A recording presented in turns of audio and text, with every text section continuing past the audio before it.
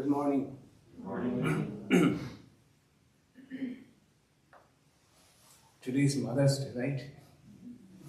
I have an annual planner which fooled me. It shows first May as the mother. It's Mother's Day. So, okay, let's chant together.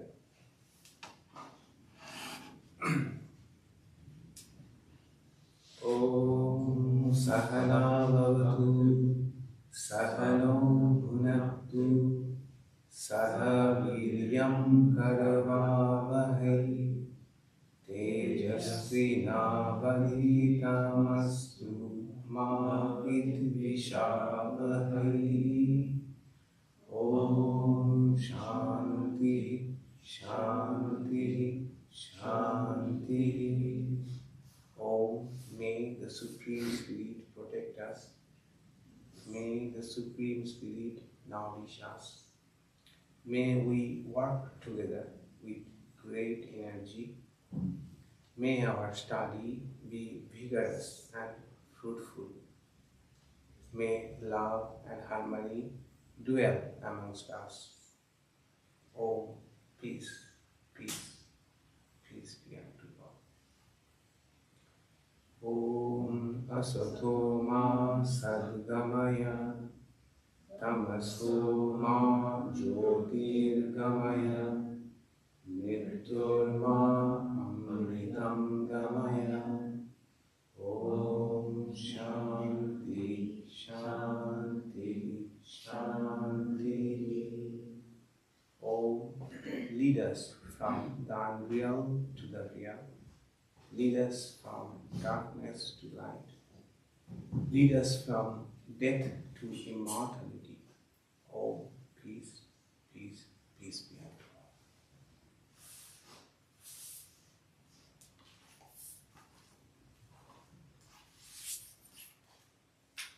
Next Monday, not tomorrow, the Monday after is Buddha Purnima, the birthday of Buddha. We shall celebrate here. So I thought, let me explore teachings of Buddha. I have not in details, I had a very broad idea about Buddhism, but I have not so far studied Buddha's original teachings, which are called Suttas. I don't know how I came across one particular sermon called Fire Sermon. Ādittapariyāya Sutta. I came across and I found it very interesting. It says everything is ablaze, everything is on fire, which we shall see soon why Buddha says so. Interestingly, if you search internet fire sermon, what you will land on is not Buddha's fire sermon. You will land on T.S. Eliot's poem called The Wasteland. Wasteland. It is said that T.S. Eliot's most famous poem is The Wasteland. It's a lengthy poem. Some of you have already read it. 433 lines poem. And it is very obscure, has allusions to many other texts, Eastern as well as Western, many novels, scriptures. So it basically wants to say the abysmal condition of Europe after World War I. And there, T.S. Eliot thinks about the olden days, memorizes about great old memories about and present peril, that is peril at that time, and prophecy. So it is very difficult poem to understand. So that poem is divided into 5 sections. First is the burial of the dead. Second is the game of chess. Third is the fire sermon. Fourth is death by water. And the fifth one is what the thunder said. Interestingly, the fifth one, what the thunder said, has allusion to Brihadaranyaka Upanishad. Brihadaranyaka Upanishad. It's fascinating.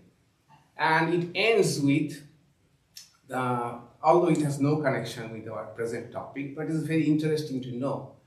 Thunder here refers to, in Brihadaranyaka Upanishad we find a story that devas, the gods, human beings and asuras, the demons, all of them go to Brahma, the creator, and request, instruct us. Please instruct us. And Brahma says only one word, the. And Brihadaranyaka Upanishad said it sounded like thunder. Because he meant three different things to three different types of beings.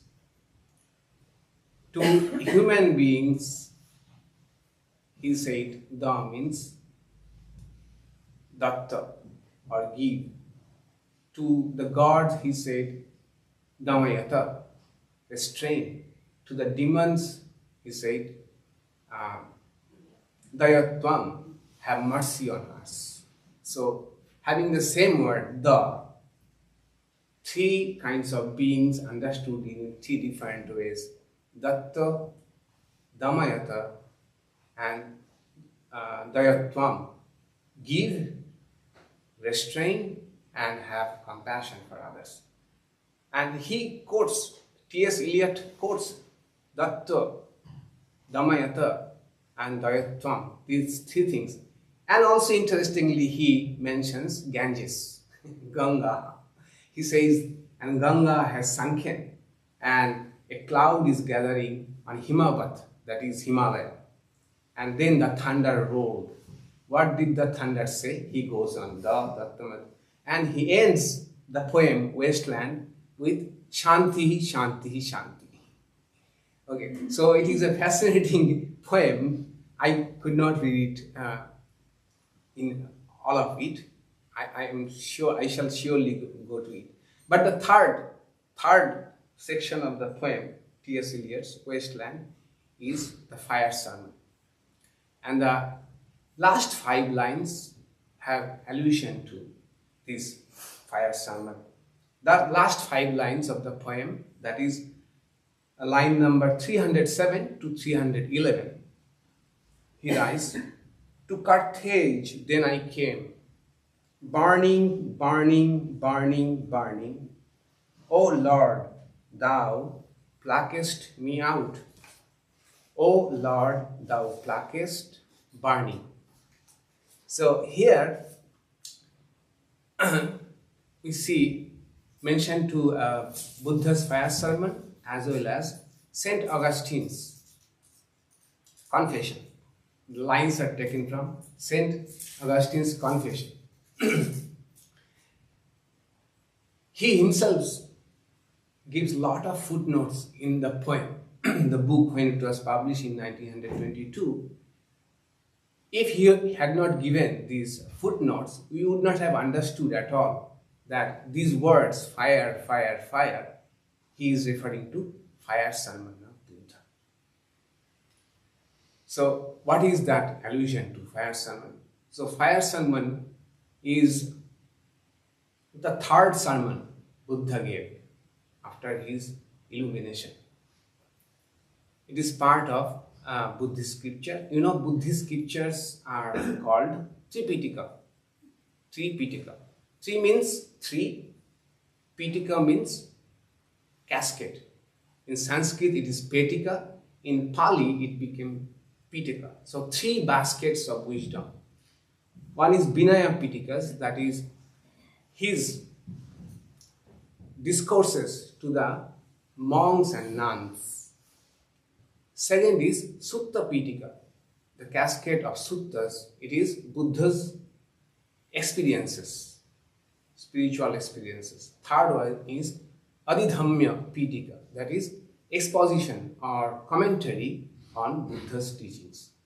These three are the bulk of Buddhist scriptures, three Pitaka. This fire sermon comes in Vinaya Pitaka, that is his sermon to the monks and nuns. It is his third. Within 6 months of his illumination in Bodh Gaya, he gave this sermon to 1,000 newly ordained monks in a place called Gaya Shisha, near Gaya, the top of a hill. He gave this sermon. And all these 1,000 monks, newly ordained monks, they were fire worshippers, Vedic fire worshippers, Ognihotri. Ognihotri, Ogni means fire, Hotri means those who worship fire. And even in India, even now, many people have the surname Ognihotri. That is, their ancestors used to worship fire daily, twice, morning and evening. It's a simple worship ritual, but they used to do it daily, Ognihotris. So then, as is the custom even now, after ordination into monasticism, the disciples, newly ordained monks, always request the teacher to give them some advice, because it is something very valuable. It is a new birth. Monasticism is a new birth. So, fresh mind, the instruction that will be given will be remembered for long, and it should be a very valuable something. Even now, after we are ordained, we immediately go to our president of the order in his own quarters, in his room, and we surround him and request him to tell us something. So, very profound something he will tell, which you won't find anywhere else. Nowhere recorded, no book, he will tell us something very profound. So, it is old custom, I am sure, and all these ordained monks requested Buddha to instruct them or say something profound. So Buddha, it is recorded, Buddha told his associates, what should I tell them? Well, they were fire worshippers till now, till recently. So let me tell them how everything is on fire, because they probably would be able to correlate it because they were fire worshippers. So he gives this sermon in Pali. I shall chant it because wonderful, and Pali is very close to Sanskrit.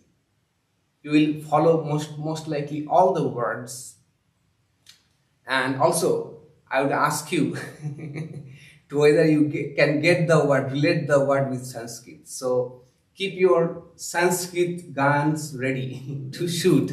Okay, I'm sure you will be able to get many of the Pali words. So it is interesting, Pali. I will chant it. But before we go to this sermon is short.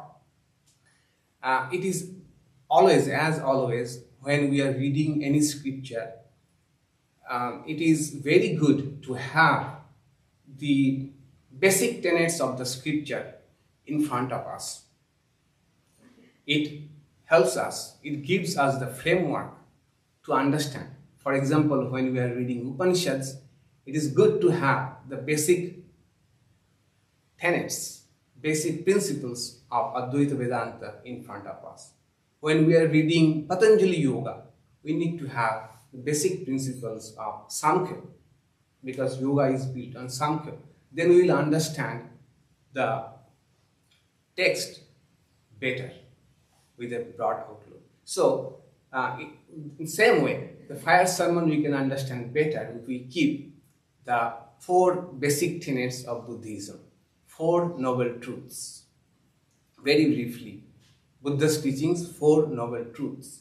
First truth, there is suffering in this world. He called dukkha.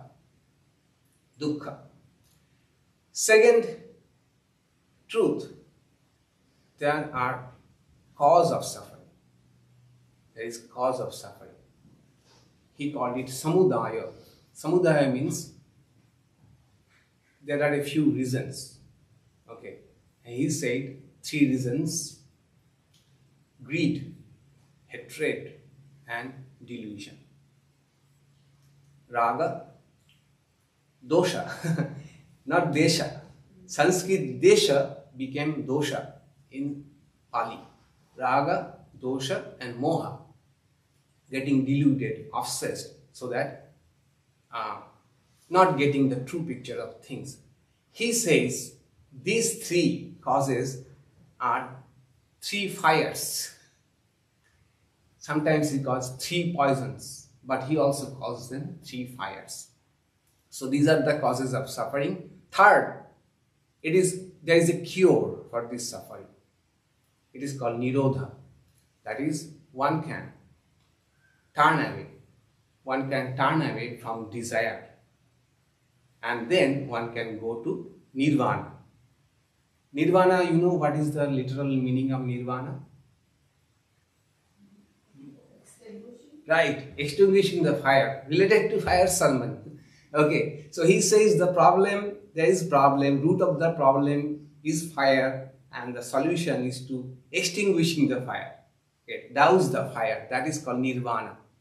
Once when the illumined person has solved the problem, when gone beyond this suffering, they have extinguished the fire. That is the third truth, nirodha.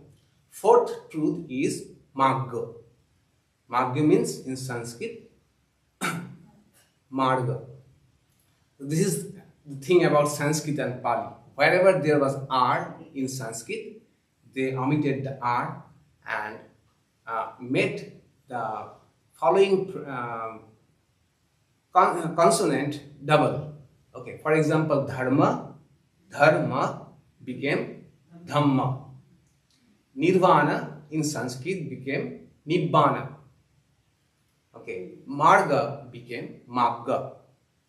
So he says there are 8 ways to go beyond this suffering. Ashtanga marga. 8. So the Ashtanga marga can be classified in 3 groups. One is wisdom, 2 meditation, 3 ethical living. Ethical way of living. Right living, right way of thinking, and so wisdom, meditation, and ethical way of living. These are the ways to douse the fire. Okay, so with these 4 noble truths, let's go into this Ādittapariyāya Sutta. And this Sutta, this discourse too, can be divided into 3 sections. First section says there is suffering and why there is suffering. Second section says it is possible to go beyond the suffering. And the third section, the last section, says that the state when one goes beyond suffering, what happens. Okay. First is on fire, everything is on fire. Second is disenchantment with the fire, turning away from the fire. Third, final release or nirvana. First, okay, on fire, ablaze. Sabbam bhikkhave adittam, kincha bhikkhave sabbam adittam. Bhikkhave means bhikkhus, the mendicants. Oh monks, everything is on fire. How? What is all ablaze? What is on fire? Then he says, first eye. Chakhu aditvam, rupa aditta, chakhu vinnanam aditvam, chakhu sampasho aditto, yam idam chakhu sampasya pacchaya uppajjati vedaitam sukham va dukkham va adukham asukham va tampi adittam. The eye is on fire. The sense objects are on fire. The contacts between eye and the sense objects, things that we see, they are on fire, the contact.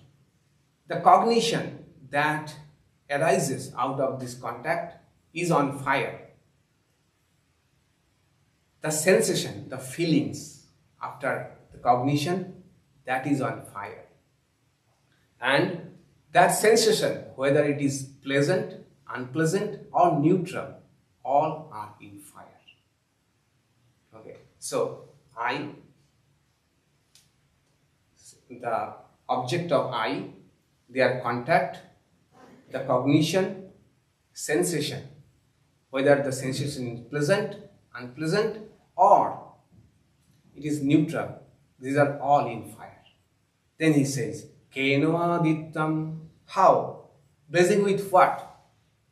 These are on fire, but blazing with what? So first, there is suffering, there is fire. But what is the fire? He says, Ragagina, Doshagina, Mohagina, Ādittam, Jatiya, Jaraya, Maraneno, Sokehi, Paridevehi, Dukhehi, Domanasehi, Upayesehi, Ādittanti, Badami. So I say they are on fire. Why?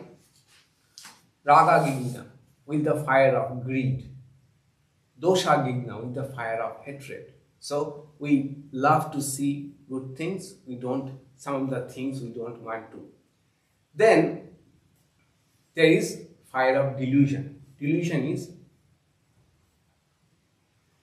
because of our liking and disliking, liking something and disliking something, we don't see the world as it is.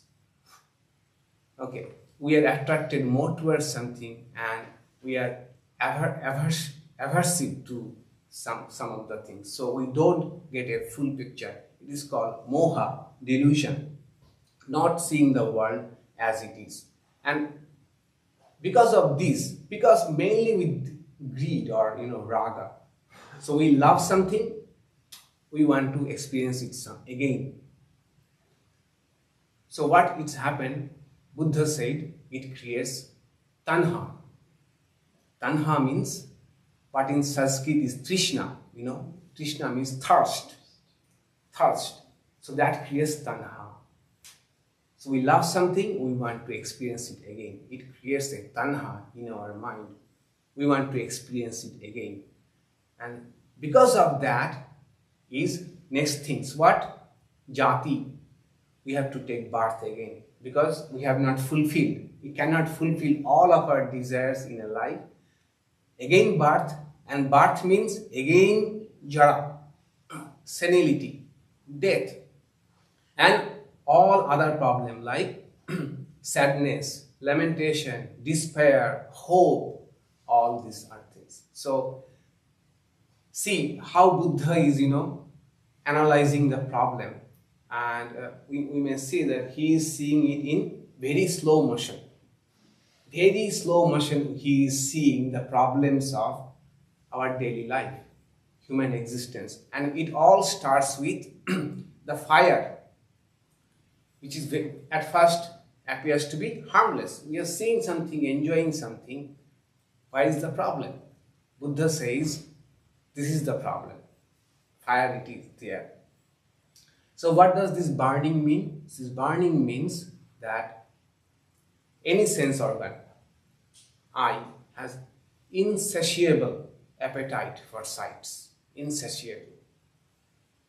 Insatiable or insatiable? How do you pronounce it? Insatiable. Insatiable. This appetite for sights. In Bhagavatam, there is a famous verse, Na jatu kama, kamanam upabhogeno shamyati, havisha krishna vartma eva bhuyo eva abhivardate. So if there is fire burning and you can keep on pouring butter, ghee on it, but never you can douse the fire with pouring more and more butter. So the point is, we are thirsty to have better experience, same experience, wonderful experience, and we keep on giving or enjoying, but it can be never saturated. Whenever we get something, then we will want bigger something, a larger dose of something to get the same kind of feeling. So Buddha says that is the problem. And I find yesterday I was thinking about how true Buddha is. When you go to the grocery store, so when you go to the grocery store, they arrange the things so attractive way in their aisles. Sometimes we purchase probably things we did not intend to.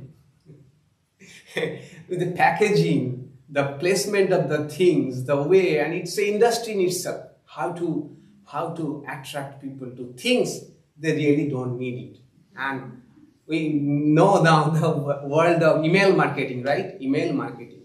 That once you give email address to a store, you'll be bombarded with emails. And even if you know, I don't want to, still a part of your mind will say, let me see, what is the deal? What is the deal? They found that 10% of people, 10% of the customers respond to email marketing. Email marketing. What is this? Trying to create these attractive things. Okay. Eyes. Eyes are burning. So I was thinking that I went to grocery store, I loved something, I have to go, I would like to go to that grocery store again. That is what probably Buddha is saying. Take birth again, go through the experiences, same kind of experience, go through the same checkout lines again and again. Second is, so this is repetitive for all the sense organs, but for the sake of chanting, I am chanting. Okay. Ear is blessing. Ear. Sotam bhikkhave aditvam shadda aditva. Shadda means shabda. Shabda becomes shadda. Shadda aditva. Shota binnanam aditvam. Shota sampasya aditto. Yampidam shota sampasya pacchaya uppajjati veda itam sukham va dukkham va adukham asukham va tampi adittam. So ears, shota means shotra. Sanskrit shotra means ear, it becomes shotam here.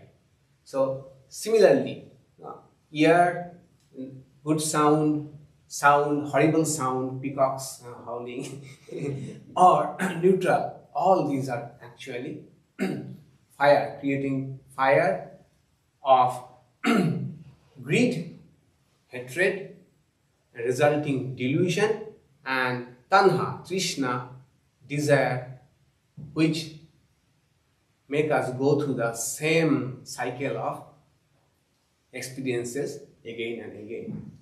So, nose is a place. Now the question is, why don't we recognize the fire? Is Buddha really exaggerating? We don't recognize the fire. It is fine for us. How Buddha is recognizing the fire? So it appears, I found another example with probably analogy. If an iron rod is in a furnace throughout the day, and then it is brought out and put into water, then we can feel how hot the iron bar is. Water is hissing and water is vaporizing. We understand now how hot the iron bar is. But suppose that iron bar is brought out from furnace and put into another oven. Can we feel how hot it is? So in the same way, probably we are always on fire. We don't understand that we are on fire. We understand when we try to meditate. When we try to meditate, calm down our mind, then we understand how much fire there is. In fact, those who do concentrative meditation, there are basically two types of meditation. One is just awareness meditation, vipassana, concentrating meditation. You are trying to concentrate on a mantra, on an image or something, a spot in your heart. These are concentrating. Concentrative meditation is really very inflammatory. I mean, it really creates a lot of heat. Those who have tried to see, you can get, you can start perspiring. So why? Because the heat, the heat that is going on, we are now trying to cool down. And that is what many people report when they go for a retreat, especially silent retreat. At first, silent retreat feels like horrible. First few hours feel like horrible because we are used to live with these fires, and suddenly we are asked to get rid of them. But as throughout the retreat one cools down, then one can understand how much fire was within. Okay, and that's why they want to go back to these silent retreats again and again. It is very expensive. If you look at silent retreats that are happening in Bay Area, extremely expensive. $3,000 per day. And always full. If you see 6 months before, 100 seats, 6 months before full. All these, tech people are paying to cool down and to see that how much they are burning. And also we know that, now they say a good deal of our diseases are because of inflammation. Inflammatory diseases. Inflammation is fire, stress. Okay. So we usually don't recognize it, how the fire is, but Buddha is cool. Buddha is cool. He understands that things are in ablaze. So I was thinking that Buddha is probably, we recognize the fire when it has taken a large shape, large size, okay? Then we burst out probably. It was building up. We did not notice. Suddenly it may burst. So Buddha is telling, I was just thinking, Buddha is telling, don't wait to call the 911, okay? Start seeing the fire and start using your own fire extinguisher you have in your home. Try to take a look at them, and that's what he will say, that what a wise meditator does very soon. Tongue is ablaze. Jihva ādittva, rasa ādittva, jihva vijnanam ādittam, jihva sampasho āditto, yampidam jihva sampasho pacchaya uppajjati vedaitam sukham va dukkham va adukham asukham va tampiyadittam. Jiva means tongue, taste, thirst for taste.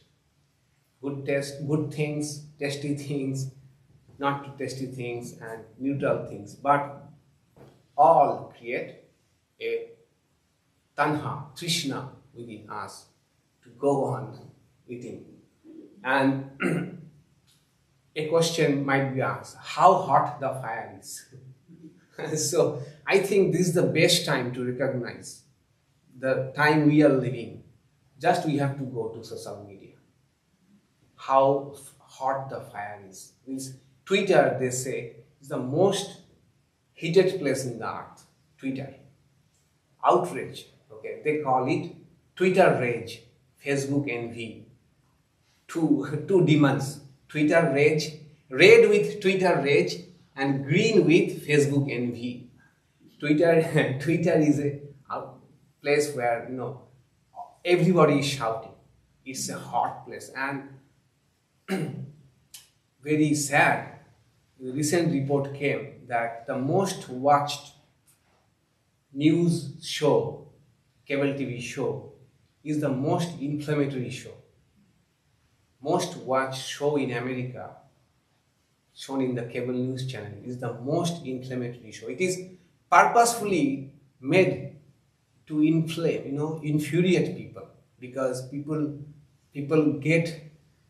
love to be outraged, love to be on fire, and they want to come to that show again and again to be heated, So it is very sad. We have to just go to see social media or such extreme channels to find out how hot the fire is. Same, he says, touch body. Kayo means body, means touch. Kayo bhikkhave āditto, fattava āditto, kaya vijnanam ādittam, kaya sampasyo āditto, yampidam kaya sampasya pacchaya uppajjati vedaitam, sukhamba dukkhamba adukham asukhamba tampi adittam.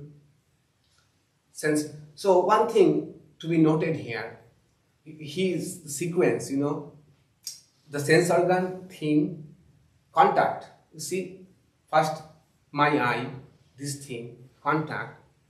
Then from the contact arises the vijnana. Up to that it is fine. After that, that sampasyo, the vedaniyam, the sensations, the feelings, that is colored with like, dislike. Okay, that is why sometimes the same thing may not evoke same kind of responses or emotions in all of us. Right? Same thing may be very delicious to you, and I am very repulsive about it. So he analyzes the problem. He goes back that where from it started. And also one may say that, is it really as everything is burning? Is not there are soothing sights, soothing sounds? Is really everything burning? So the point is, Buddha is trying to make the 2 points here, that try to be aware that senses are burning, okay? Because we forget, because we are in pain also, and we are in pleasure, and we forget the pain, we look for the pleasure, and in the process we are ignoring that, we are totally ignoring that there is fire going on that needs to be taken care of. And even the so-called beautiful sights, sound, etc., there are seeds of dissatisfaction. How? You remember how?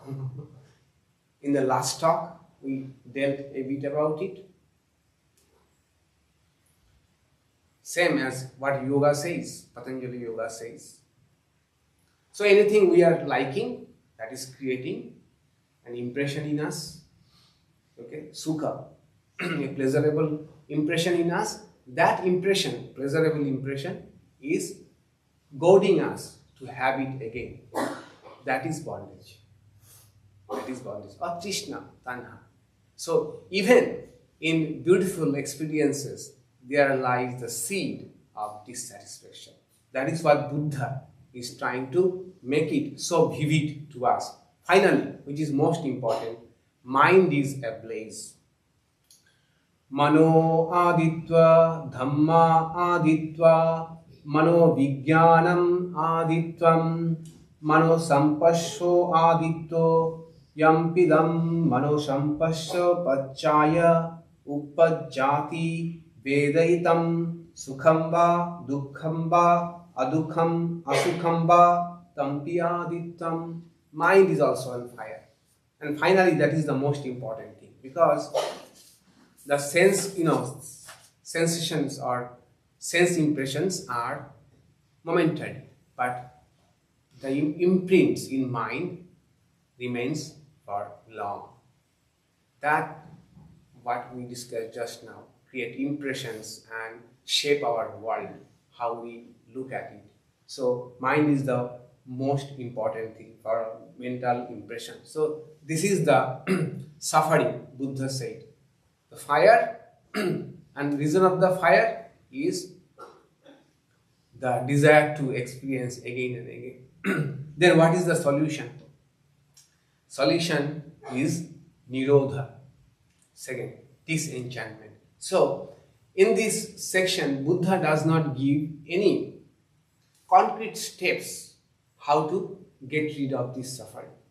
But he says something very important. He says, Evam Pasham Bhikkhave Sutava Aryo Savaka. Having seen thus,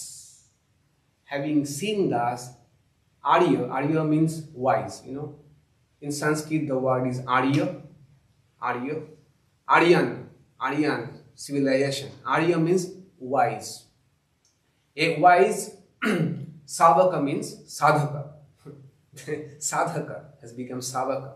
A wise meditator, having seen. So, it means this insight, everything is burning, has come to a wise meditator. Okay, one who has meditated upon this, they have got this insight. Not only they have understood this, they have firmly recognized that problem. The problem is holding on to the sense pleasures, holding on to or grasping for the sense pleasures. That is what they have seen, and that is the fire. They have understood it as fire, and having seen thus, that is, having really understood thus, having recognized thus, what they do? Chakkhus mim api nibbindati. So this nibbindati is a challenge. Can you correlate the Sanskrit word nibbindati? Okay, think about it. Chakkhusmim api nibbindati rupe supi nibbindati chakku vijñānepi nibbindati chakku sampasyepi nibbindati yampidam chakku sampasyapacchāya uppapajjāti vediyatam sukham va dukkham va adukham asukham va tasmimpi nibbindati. Got any idea? Nibbindati? Nibritti. We know pravritti, nibritti. Vritti means my thoughts. Pravritti means pro, going outward. Okay? Pravritti, that is, I have the tendency to go out. My mind has tendency to go out. Senses have tendency to experience it. Nivritti is turning back, turning away. Nibbindati. We are reminded of the wonderful verse from Kathopanishad. Param chikhani Bhatrinath Sayambhu Tasman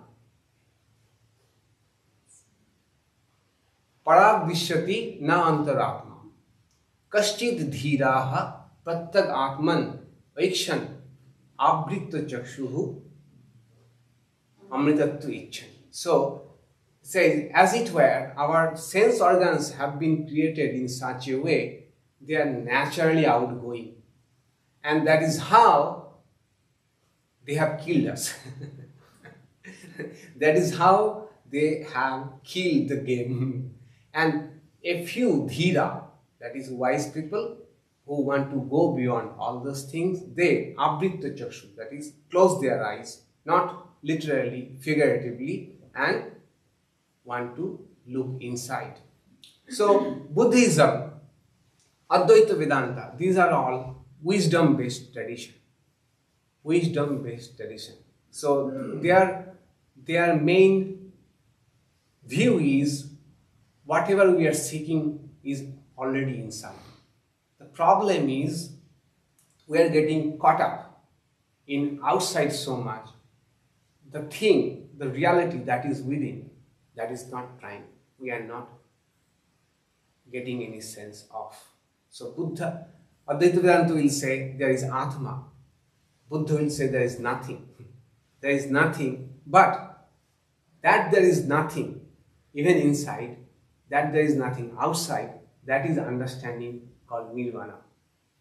But to have Nirvana, you have to have this insight that there is fire and sense organs are how they are constantly running after these experiences, and that is how we are not knowing what we truly are. So what does a wise meditator do? Nibbindati, let go. Let go of this grasping.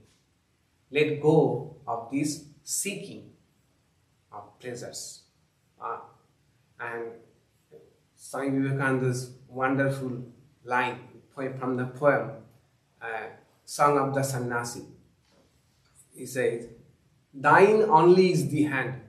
Thine only is the hand that holds the rope which is dragging thee. Thine only is the hand that holds the rope that drags thee. So let go thy hold. Sannyasin be bold, say Om Tat Sat Om. So Sannyasini, look here. He is also instructing sannyasins. Okay. But then we may say, it is not for us, for bhikkhus only. No, it is not for bhikkhus, because I personally feel there is a sannyasi, ascetics in all of us, which tries to break free of the bondages. To that ascetic, this sermon is. To that ascetic, Swami Vivekananda's poem, to some of the sannyasi is. Similarly, he says, having insight, such an insight, a bhikkhu withdraws, turn away from ear, its sensations, its cognition, goes nose, tongue, mind, body. And then how to disengage? So he says a wise meditator disengages from these sensory pursuits. But how do they do it? I found one interesting meditation called Dzogchen in Tibetan Buddhism. Dzogchen starts with D, D-Z-O-G-C-H-E-N. It is also called all-terrain meditation. All-terrain, that is, we'll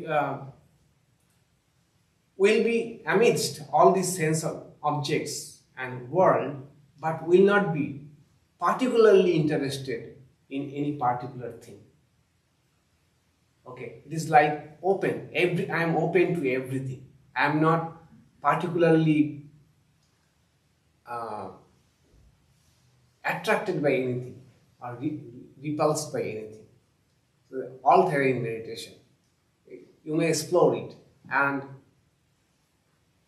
I don't know. There is a meditation called Headless Meditation, akin to this. That is, try to imagine you don't have head. Okay. And it is not trying hard. It may suddenly come. If you can imagine yourself headless, you will find there is no inside and outside. There is no subject and object. There is only non-dual consciousness. Okay. If that kind of meditation helps us to not getting attached to anything too much, not getting repulsed by anything too much, a state of equanimity, which we find in Bhagavad Gita, 2nd chapter.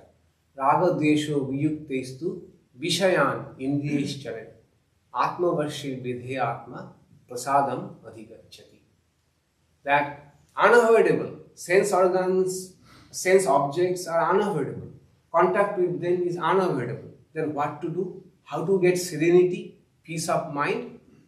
So, raga desho viyuktehi. So, we are moving in all those things, but not propelled by strong like propelled by strong dislike. So sense organs, we are mindful about our sense organs. If that is so, then prasadam adhigacchati. And final thing is one. Buddha says, third part, nirvana. Once one has got such insight and withdrawn from these cycles of sense organs and sensations, what happens? Release, nirvana. This is one interesting. Nibbindam virajati virago vimucchati vimuttasmin vimuttamiti jnanam hoti khina jati bhushitam brahmacharyam katam karaniyam na aparam itthatayati pajanatiti. Okay, so from nibbiddham, from this letting go, comes the virajati. It's a wonderful word, virajati. The root is so important, viroja. Okay, raja means color. Okay, from which the word raga has come. Okay, raja. So once we are attached to something, it colors our mind. It colors our mind. So as it were, our mind is a crystal, pure crystal. And once we are attached to, say, a hibiscus, red hibiscus flower, mind also takes the color of the hibiscus. It gets colored by that. Viraja means getting rid of that, getting away of that attachment, getting a transparent mind. When from that transparent mind, what comes? Vimucchati, that is nirvana, final release. One becomes free. When one no longer is attached to the sensations and enjoyments and objects, one becomes free. After becoming free, one understands, that is, one has conviction that I have become free. And there is nothing more left to be done. I have lived brahmacharyam, I have lived the holy life. Nirvana. Same we find in Bhagavad Gita. Prasade sarva dukkhanam hani rassopajayate. Prasanna chetasahiyashu buddhi parivatishtate. So once one's mind has become serene, as we saw in the previous verse, their buddhi, intellect, become firmly established in the truth, parivatishtate. Finally, about the praise of this sermon, it is said, although it is symbolic, idam avocho bhagava, thus said Buddha. Attamana te bhikkhuhu bhagavato bhashitam abhinandam. So these bhikkhus, these ascetics became very delighted hearing such words from Buddha. Imasmincha pana ve karanasmin bhannamane tassa bhikkhu sahasasya anupadayo asavehi chittani vimucchamsu iti. So, after hearing such a discourse, all the bhikkhus, they became released. They got released. Okay, all of them had nirvana. This is symbolic that not a discourse can make one free or can give one nirvana. It means that the bhikkhus got the means which can take them to the goal, nirvana. So that is fire sermon. I don't know how you liked it. I liked it very much. And yeah, you can ask me questions or share ideas, related ideas, any other thoughts after we do the closing chant. Before that, next Sunday, Swami Prapandanandaji will speak on glimpses from Dhammapada. glimpses from Dhammapada. Let's chant together, closing chant. Om Madhuvata Ritayate Madhuksharanti Sindhavaha Madhirna Santoshadhihi Madhunaktam Utoshasi Madhumat Parthivagam Rajaha Madhudvau Astuna Pita Madhumano Vanaspatir Madhumagam Astu Suryaha Madhvir Gabo Bhavantunaha Om Shanti Shanti Shanti. Sweet blow the winds and the oceans give forth blessedness. May the herbs and plants bring us health and happiness. Sweet unto us be the nights and dawns. May every particle of Mother Earth be charged with blessing. May the heavens shower us with benediction. Sweet unto us be the noble forest trees. Sweet unto us be the shining sun. Sweet unto us be all living creation. Oh, sweetness, harmony, peace. Was it very abstruse?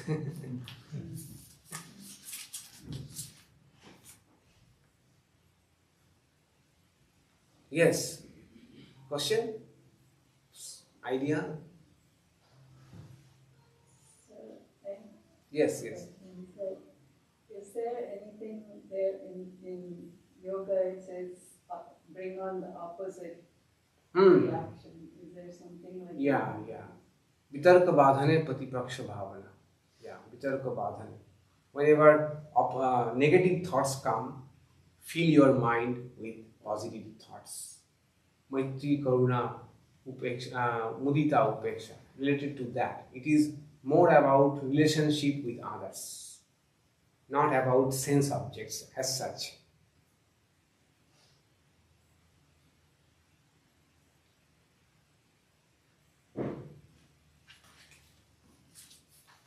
All right. Swami, with the fires of the senses, can you also sort of relate that to the fire of the ego? Right, right. That I consider the ego inside. Right. So it all will come under mind. Mind. Buddha said mano, Yeah. Buddha, whenever ego or intellect or feelings all are coming under mind. Buddha is bracketing them under mind.